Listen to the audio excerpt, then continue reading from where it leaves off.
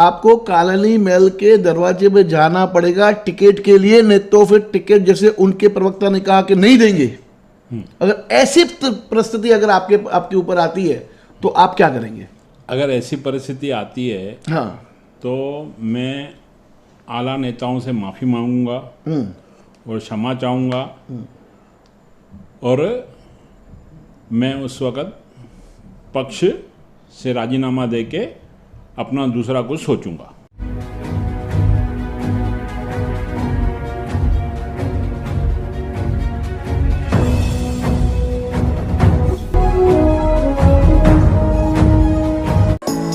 Neeraj Vinod Burani's Spacecraft Interiors. Your space, our craft. Experienced and professional team. No hidden charges. Luxurious designs. Spacecraft Interiors. Your space, our craft. आइए लेते हैं एक मुलाकात भरत गंगोत्री जी के साथ में। जैसे हमने पिछले इंटरव्यू में कहा था कि हम एक मुलाकात ज़रूर लेंगे भरत गंगोत्री जी के साथ में। हमारी बात हुई फ़ोन पर, उन्होंने समय दिया, उसके लिए धन्यवाद। भरत जी अभी धन्यवाद। अब भरत जी अभी हाल ही में शहर में चुनाव का माहौल ऐसे दिख रहा है, अब कभी लगते वो तो पता नहीं, लेकिन उसके पहले रोटियां सेकना सभी नेताओं की शुरू हो गई है।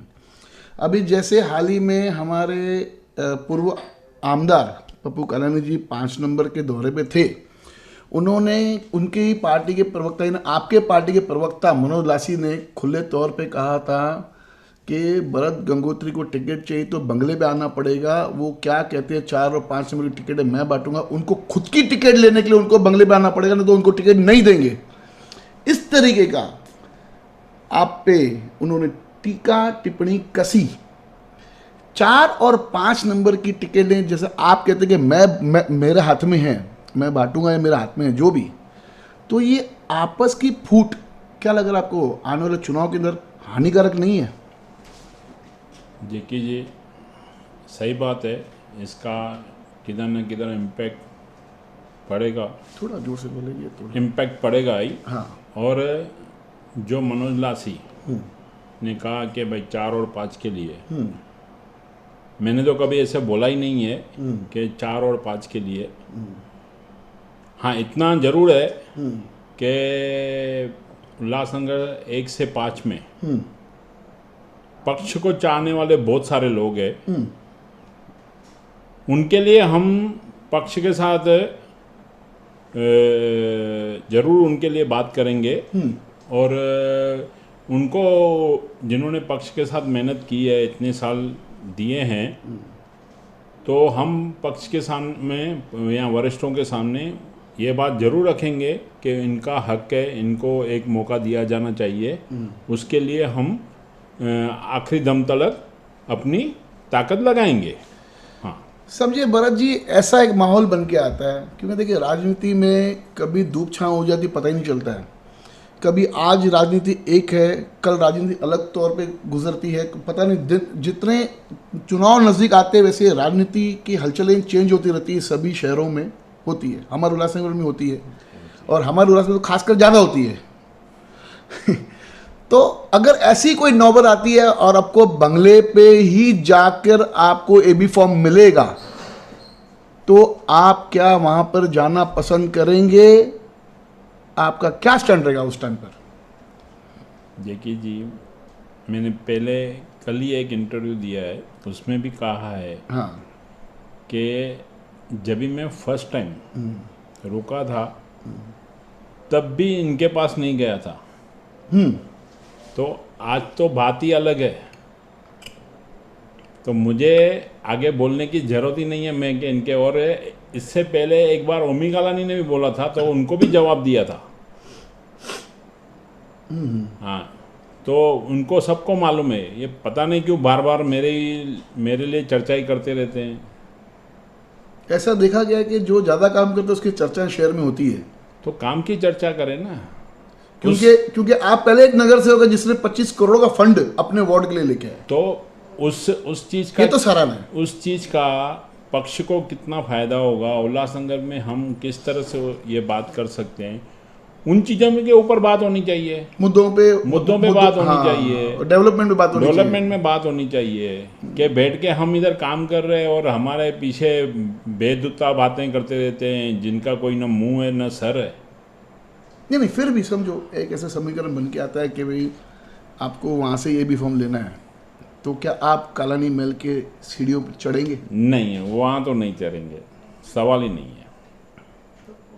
ऐसा ठीक है। अभी आपने कहा, आपकी इंटरव्यू में मैंने देखा, एक निजी चैनल को आपने इंटरव्यू किया, आपने कहा था उसमें कि एबी फॉर्म का उनको वांदा है। याद आ रहा है आपको? यस, एकदम कहा है मैंने। 2019 के चुनाव के अंदर जब आमदार का चुनाव था, तभी आपने राष्ट्रवादी कांग्रेस पार्टी की तरफ से आपने फॉर्म भरा था चुनाव का, आमदार चुनाव का।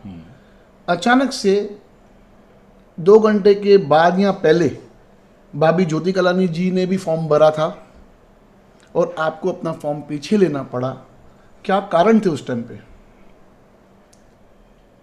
देखिए, जो मैंने वांदे बोले हैं ना उनके एबी फॉर्म के, हाँ, तो वो पहले बीजेपी में उनको उम्मीदवारी मिल रही थी।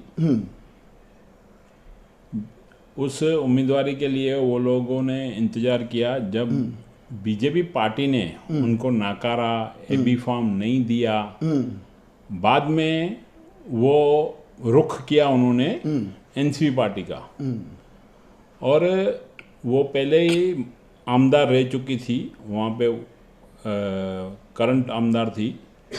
तो कोई भी पक्ष होगा, करंट जो रहेगा उनको मान सम्मान मिलता है, वो मान सम्मान उनको मिला। अच्छा, तो यानी पार्टी ने उस ग्राउंड्स को देखते हुए कि भाई पहले माजी आमदार रह चुकी है भाभी, तो माजी नहीं, करंट सॉरी, करंट आमदार वो थी उस टाइम पे करंट आमदार थी, आमदार तो, और पक्ष की थी, राष्ट्रीय कांग्रेस पार्टी से चुनी हुई थी। बराबर है। तो वो वापस आई, उनको दे दिया उम्मीदवारी। अभी क्या लग रहा है कि आने वाले चुनाव के अंदर भरत गंगोत्री की क्या भूमिका रहेगी?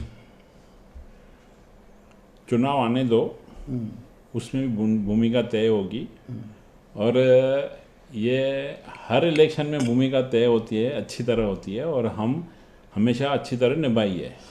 एक और सवाल, आपने आपके इंटरव्यू में कहा था कि 1992 पे आपके ऊपर जानलेवा हमला हुआ था, उसके बाद में भी आपने बेधड़क आपने बयान पे बयान देते रहे हो मीडिया में कालानिस के खिलाफ। डर नहीं लगता आपको? क्यों लगेगा डर? और सबसे बड़ी बात तो मुझे मेरे घर वालों का आशीर्वाद है। मेरे बड़ों ने, मेरी माँ, मेरे डैडी ने कभी डरना सिखाया ही नहीं है, और जिनको खुद को दम नहीं है तो उनसे क्या डरना। इन लोगों ने कभी खुद कुछ किया है? भाड़े पे लोग लगा के उन्होंने काम किए, खुद की इनकी डेयरिंग होती नहीं है। हाँ, तो इनसे क्या डरना। क्या लगता है आपको कि राष्ट्रवादी कांग्रेस पार्टी के प्रवक्ता ने जो आप पे तंज कसा, ये सब चीज़ें किस हद तक सही है? जिस भाषा का उन्होंने उपयोग किया, किस हद तक ये भाषा सही है? देखो, आज पहले तो मैं उनसे पोस्ट में भी भरा हूँ। आप प्रदेश पर हो, मुझे मालूम है। हाँ, अच्छे पदों पे रहा हूँ। इनको बात करनी भी नहीं चाहिए थी, पर ये निर्लज्ज लोग हैं। कौन है? निर्लज्ज लोग। हाँ, तो ऐसे लोगों के लिए मेरे को आगे बात करने की कोई ये नहीं है। इनको शर्म है ना क्या है? इतनी बार मात खा चुके हैं, जितनी भी इन्होंने कोशिशें की है आज तक, भाई 0.0 से इनको आगे बेनिफिट कुछ मिला हो ना, तो समझ में आना चाहिए। फिर भी नहीं सुधरते, कुछ ना कुछ बोलते रहते हैं। वो इनके लिए मैं आगे कुछ बोलेगा नहीं। देखिए, पप्पू कलानी जी का ऐसा कहना, मतलब ऐसा है कि मैंने हाल ही में एक इंटरव्यू किया उनके ही उन साइड के दूसरे पक्ष आपके जो दूसरे है राष्ट्रवादी कांग्रेस पार्टी का, आप ए साइड बोलो या बी साइड बोलो, जैसा आप समझो, उनके एक नेता से मैंने इंटरव्यू किया तो उन्होंने कहा था कि भरत गंगोत्री को पप्पू कालानी जी ने उंगली पकड़ के राजनीति में लेके आए और उनको नगर सेवक बनाया। क्या कहेंगे इस विषय पे? देखिए, मैंने कल ही एक इंटरव्यू दिया था जिसमें मैंने वो इंटरव्यू में बताया कि मैं 2007 में खुद इंडिपेंडेंट तैयारी कर रहा था, क्योंकि मालूम है कालानी मतलब धोखा।